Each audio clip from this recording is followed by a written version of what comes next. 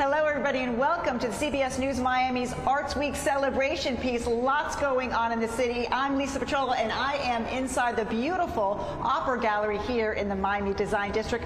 We're going to talk about all of the things we've been seeing this week, but right now I want to bring the owner of the beautiful Opera Gallery. You are Gilles Dyan. Yes. Français. Exactly. Gilles, and you are the owner. You are celebrating 30 years as an owner of the Opera Gallery. Tell me all around the world this gallery is.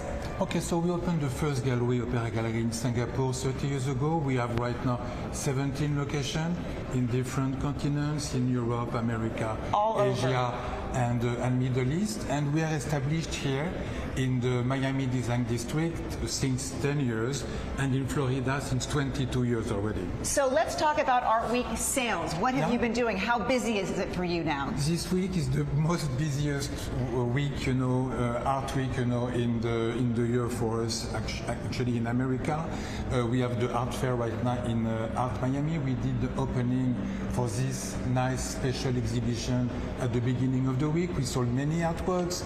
We sold painting by Valdez, Dubuffet. So you've been selling. We've been selling a lot. I want to look at this piece. We're going to kind of separate for a second. This piece is called what? And tell me about what it's priced at. This piece is a painting from Jean Dubuffet. It's a painting done in 1971. The title is Scène Tragique. It's a painting that we bought from the car company Renault in Paris. And the price is $1.7 million US. Okay, and I can bring you back in.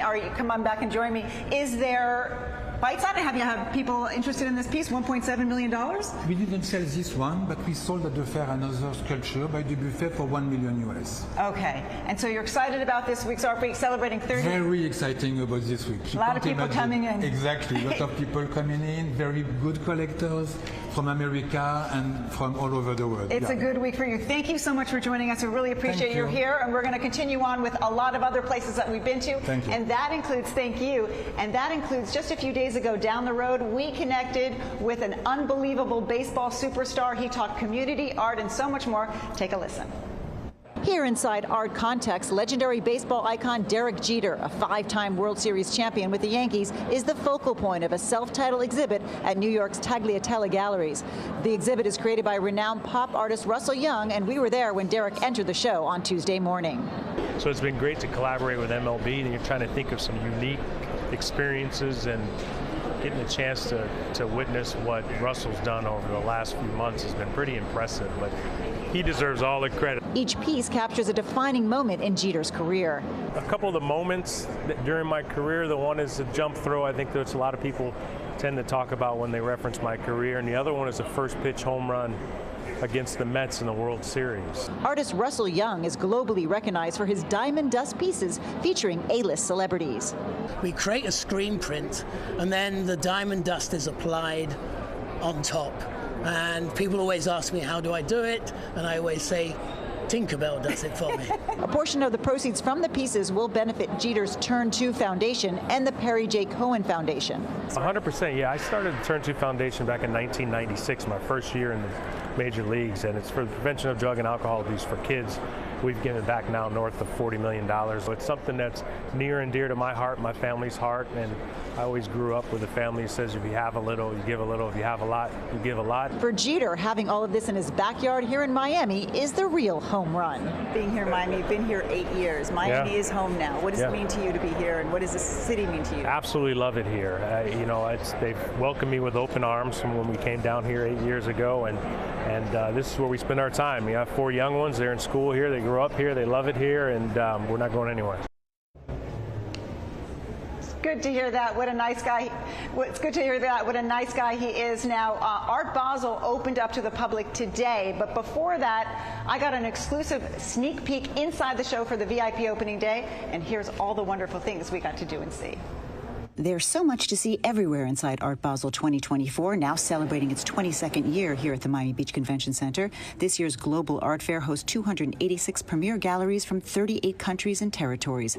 I spoke with Bridget Finn, who is director of this year's show. We're building on an incredible history here. As you know, Miami Beach is the geographical nexus point between North, South, Central America, and our show very much reflects that. Wednesday's VIP invitation-only Art Basel preview is filled with seasoned art buyers who wear flat shoes and carry designer bags. Aisha and Diane hail from New York to explore this year's festival. Tell me about the vibe so far this year. Yeah, full, vibrant. I think for us from New York, we're happy to be in the sun. Really excited all the different activities and events that are happening. Over at Marianne Boski's gallery from New York, an artist duo known as the Haas brothers, twins Simon and Nikki Haas, are showing off their playfully named wind paintings. Featured are Zach Zefron, Bewinda Carlisle, and Rob Blow. We point wind at the surface and paint thousands and thousands of layers of paint, and the wind actually creates the surface itself. We always will diffuse the art and make it less serious because we want it to be approachable by everybody. Touring further, we spot pieces ranging from the beautiful to the bizarre, proving that art is truly in the eye of the beholder. But Art Basel is still big business. The impact goes beyond the canvas, generating a reported $500 million in economic influence. The gallerists we talked to are hopeful about this year's sales. David Nolan of his self-titled gallery never misses Art Basel. What is your pre-early VIP day buzz on how art is going to sell this year? I think it's going to be pretty good. We've gotten many inquiries before the opening, and much more than we have for any art fairs in the last 12 months, I'd say. Former Miami Beach Mayor Philip Levine says Florida is the big winner of this week. And you have people from all over the world that are here to enjoy art and really converse and collaborate together. And I think it says a lot about the city and really about the state. Have you heard about Soul Basel? If you haven't, you're going to hear about it now. It all takes place in Overtown, and it's all about sharing stories and history.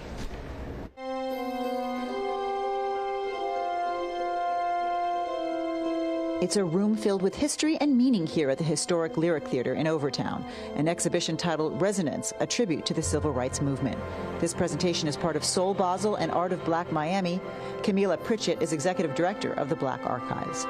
The Lyric Theater is actually the oldest legitimate theater in Miami, and we're so proud to be presenting this work here for the Soul Basel Art Show. An exhibition titled Resonance, a tribute to the civil rights movement.